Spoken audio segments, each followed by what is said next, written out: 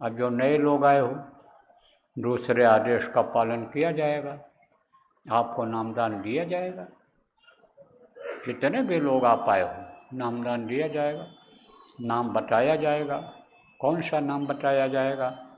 जिसके लिए गोस्वामी जी महाराज ने कहा कि कलयुग योग यज्ञ नहीं ज्ञाना, एक आधार नाम गुण गाना। कलयुग में योग यज्ञ जप तप से कोई काम बनने वाला नहीं है। पार होने का, अपने घर जाने का, जीवात्मा को जन्म मरण से छुटकारा पाने का यानी एक ही रास्ता है, केवल नाम। नाम की कमाई करो।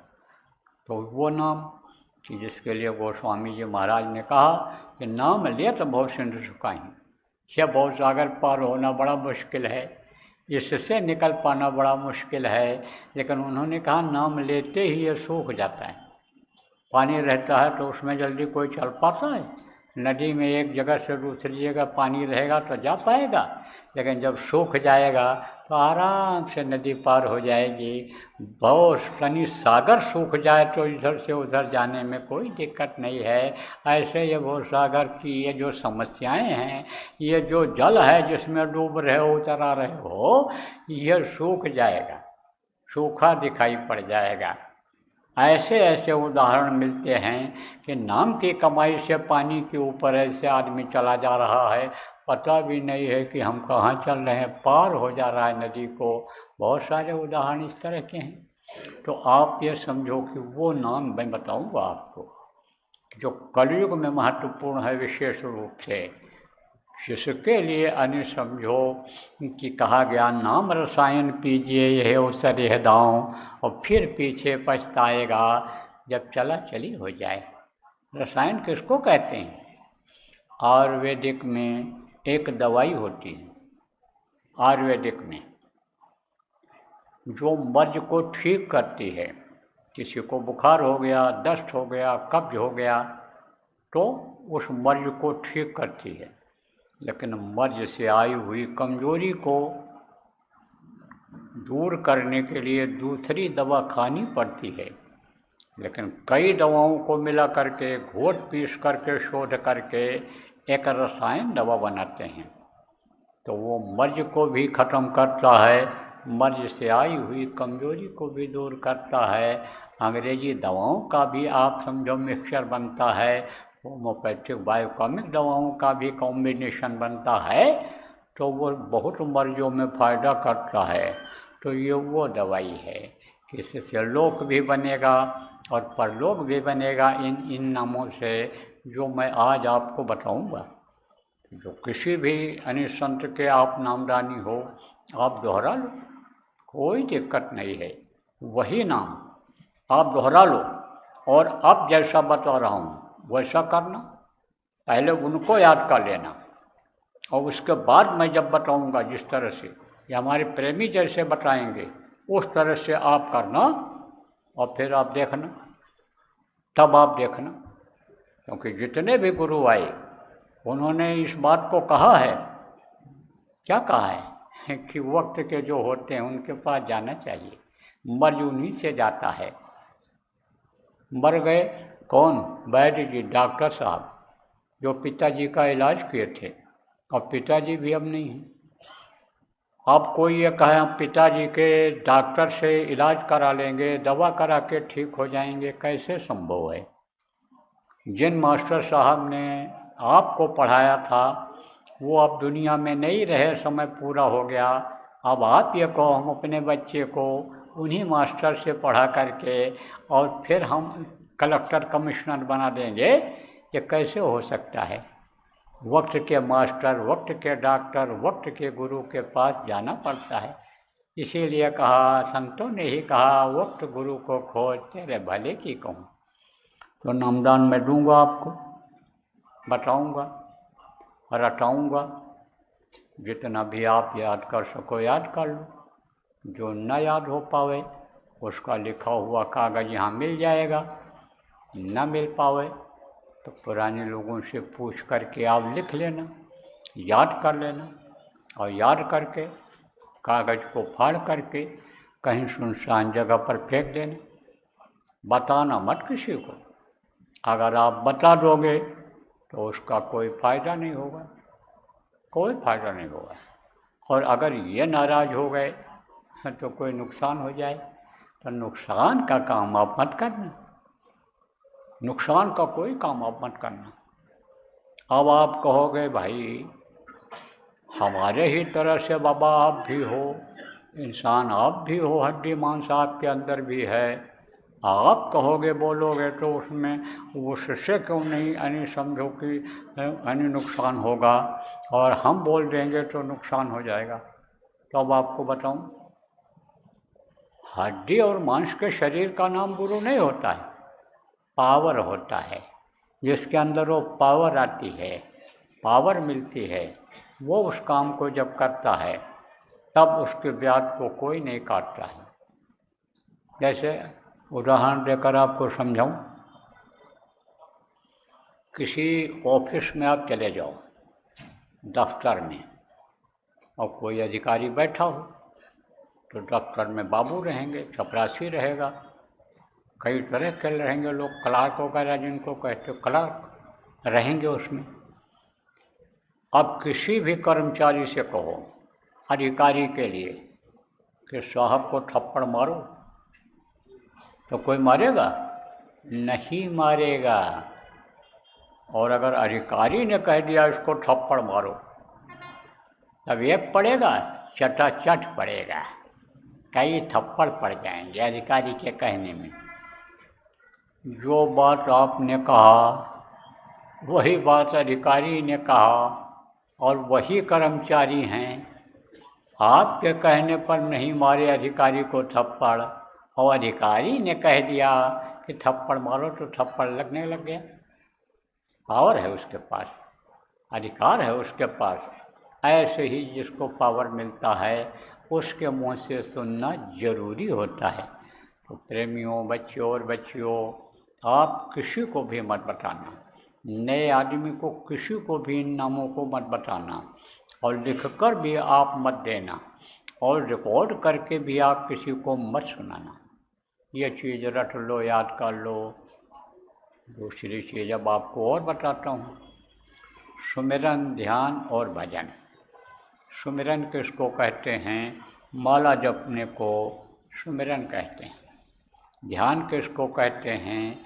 आँख से देखने को ध्यान कहते हैं, कान से सुनने को भजन कहते हैं। तो अभी आपको ध्यान लगाना बताऊंगा, भजन करना बताऊंगा, और मन को रोक करके जब आप करोगे, ध्यान लगाओगे, भजन करोगे, तब आपको कुछ दिखाई पड़ेगा। क्या दिखाई पड़ेगा? जो इस दुनिया संसार में इन आँखों से नहीं देखा जा सकता है, वो चीज़ें दिखाई पड़ेंगी। वो सुंदर दृश्य दिखाई पड़ेगा, वो पहाड़ी दिखाई पड़ेगी मड़ियों मोतियों वाली, वो चबूतरे मड़ियों मोतियों वाले दिखाई पड़ेंगे, वो आसमान में पक्षी उड़ते हुए जो सुनहले मनमोहक दिखेंगे, बड़े बड़े पेड़, वो सब दिखेंगे आप। तो जब देखोगे खुश हो जाओ, खुश होकर के दूसरों को बताने लगोगे। जैसे ही बताओगे बंद हो जाएगा। तो जब खुश हो जाओगे तो मगन हो जाओगे, मस्त हो जाओगे। जैसे मीरा मगन होकर के नाचती थी, मीरा मगन हुई हरि गुण गाय का, नाचने लगती, कहीं भी नाचने लग जाती थी। लोग कहते थे पागल हो गई ये रानी मारवाड़ की मीरा, ये पागल हो गई। लेकिन उसको कोई फिक्र नहीं थी, दुनिया को उसने नहीं देखा, दुनिया की चीज़ों पर और दुनिया के सम्मान पर उसने धूल फेंक दिया। तो दोनों चीज़ कैसे मिलेगी? आइए समझो, बड़ी चीज़ को पाने के लिए छोटी चीज़ की तो कुर्बानी करनी ही पड़ती है। तो जब वो दर्शन करती थी, देखती थी, तब वो मगन होकर के नाचने लगती थी। और जब बंद हो जाता था दर्शन होना, देवी देवताओं का दर्शन, स्वर्ग वैकुंठ का आनंद जब बंद हो जाता था, फूल परियों का दीदार देखना जब बंद हो जाता था, तब रोती थी, चिल्लाती थी, गलियों में घूम घूम करके आवाज़ लगाती थी कि रात दिना मोहि नींद न आवे, भावे अन्न न पानी, मुझे अन्न पानी कुछ नहीं भा रहा है, हर रात दिन मुझे नींद नहीं आ रही है। अरे कोई ऐसा वैद्य मिल जाए जो हमारी इस तकलीफ़ को दूर कर दे, कोई सद्गुरु ऐसा मिल जाए कि हमारे इन कर्मों को काट दे जो हमारे सामने आ गए हैं, ऐसा चिल्लाती थी। तो समझो अगर बता दिया खुश होकर के तो बंद हो जाएगा, और उसी तरह से बिकलाहट होगी, उसी से तरह से तड़प जगेगी जैसे मीरा को जगती थी। इसलिए बताना मत किसी को, कुछ भी दिखाई या सुनाई पड़े। और अभ्यास करोगे, अगर आप बैठोगे, जिस तरह से बताया जा रहा है उस तरह से करोगे, तो कोई आप सौतेले बेटे नहीं हो, सब आप उस प्रभु के अंश हो। ईश्वर अंश जीव अविनाशी चेतन अमल साहस सुख राशि, सब पर बराबर दया हो रही, सब पर जितने भी जीव हैं सब उसी के हैं। कछुआ, मछली, मुर्गा, भैंसा, पक्षी, उड़ने वाले, जमीन पर चलने वाले, जमीन के नीचे रहने वाले, जितने भी कीड़े मकोड़े, सब में उस प्रभु के अंश है। तो सबको अंश समझो, सब पर दया रहती है, सबके लिए इंतजाम करवाता है, खाने का इंतजाम करवाता है, जो जैसे हैं उनके लिए इंतजाम करवाता है। अभी जल के जो तड़प के मर जाए, पानी न बरसे तो हाथ ये समझो, इसी तरह से सबके लिए इंतजाम करवाता है। कहा सकल जीव मम उपजाया, मेरे ही उपजाए हुए सब जीव हैं, लेकिन सबसे अधिक मनुज मोह भाया। जो मनुष्य होते हैं वो सबसे ज़्यादा प्यारे होते हैं, क्योंकि इनके अंदर साधन भजन मोक्ष का द्वारा साधना का रास्ता होता है, मोक्ष प्राप्ति का रास्ता होता है, और उस रास्ते पर ये चल सकते हैं, चलते हैं। देव दुर्लभ शरीर इनको मिला हुआ है, इसलिए वो प्रेम करते हैं, सबसे प्रेम करते हैं। सूरज देखो, कोई भेदभाव है सूरज में? कोई नहीं। अब कोई छाता लगा के चले, आप यहाँ नीचे हाल में बैठे हुए हो और कहो सूरज हमको रोशनी नहीं दे रहा है, सूरज हमको गर्मी नहीं दे रहा है, तो कमी तो हमारी आपकी है ना। इसलिए घाट पर बैठो, जो गुरु जहाँ यानी समझो नाव लगाए हुए हैं, तब तो आप पार हो पाओगे, तभी तो आप भवसागर से पार हो पाओगे। तो अब आप ये समझो प्रेमियों कि आप जो जितने भी लोग हो, जो पुराने नामदानी हो या जो नए आज नामदान ले रहे हो, अगर आप ध्यान जैसा बताऊंगा लगाओगे और भजन जैसा बताऊंगा करोगे, गुरु को याद करके, गुरु महाराज को हमारे याद करके उनकी दया लेना चाहोगे, तो गुरु महाराज हमारे सबको दया देंगे, सबको दया देंगे, चाहे नए हो चाहे पुराने हो। कब करके देख लो। तो मैं अब आपको दो एक और चीज़ें बताता हूँ, फिर नामदान देता हूँ। देखो, 5 नाम है और 5 रूप है और 5 स्थान है और 5 की है आवाज़। तो जैसे आप ये समझो कि आपका चेहरा है, ये नाम है, और ये चेहरा है, आपका रूप है, और आप कहीं रहते हो आपका स्थान है, और आपके मुंह से आवाज़ निकलती है, ये आपकी आवाज़ है। इसी तरह से ये 5 धनी हैं, इनका नाम है, इनका रूप है, इनका स्थान है, इनकी है आवाज़। तो वो मैं अभी आपको बताऊंगा, रटाऊंगा, याद कराऊंगा। उन नामों को बताऊंगा जिसको ध्वन्यात्मक नाम कहा गया, जो सुनाई पड़ता है, अंदर में सुना जाता है, एक मुँह से लिया जाता है, वर्णात्मक नाम होता है। समय समय पर महापुरुषों ने जगाया उस नाम को, लोगों की रक्षा के लिए, विश्वास के लिए, लोगों को फायदा दिलाने के लिए। जैसे राम नाम था राम के समय में, कृष्ण नाम था कृष्ण के समय में, सत साहब नाम था कबीर साहब के समय में, वाहे गुरु नाम था नानक साहब के समय में, राधा स्वामी नाम जगाया शिवदयाल जी महाराज ने। ऐसे ही वर्णात्मक नाम हमारे गुरु महाराज ने जगाया है। आप नए लोगों को जय गुरुदेव नाम के बारे में बता सकते हो इसमें परमात्मा की शक्ति है। मुसीबत में, तकलीफ में आप इसको बोल सकते हो, यह समझो मददगार होगा आपके तकलीफ़ों में राहत पाने के लिए। न जय गुरुदेव नाम की ध्वनि सुबह शाम 1 घंटा बोल सकते हो।